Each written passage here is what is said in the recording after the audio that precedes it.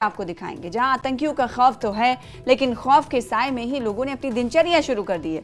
लोगों ने घरों से बाहर निकलना शुरू कर दिया है। सुरक्षा बलों ने घेरा हुआ है पूरा इलाका, तो लोग खौफ के साए में अपनी दिनचर्या शुरू करते हुए नजर आ रहे हैं। ये कठुआ के हीरानगर की तस्वीरें आपको दिखा रहे हैं, जहां पर इस वक्त मुठभेड़ चल रहा है, एनकाउंटर चल रहा है, तो दूसरी तरफ लोगों ने अपनी दिनचर्या शुरू कर दी।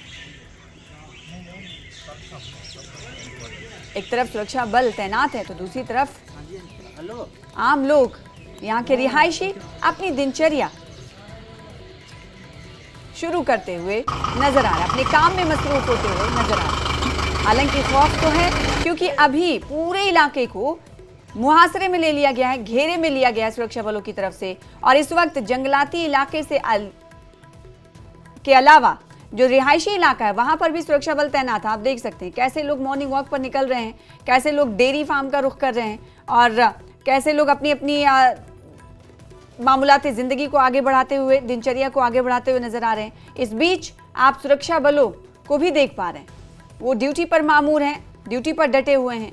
आतंकियों को ढूंढ निकालने की कोशिश चल रही है, उन्हें ढेर करने पर फोकस है। तो दूसरी तरफ खौफ के साए में ये लोग अपनी दिनचर्या शुरू करते हुए नजर आ रहे हैं। उधर पुंछ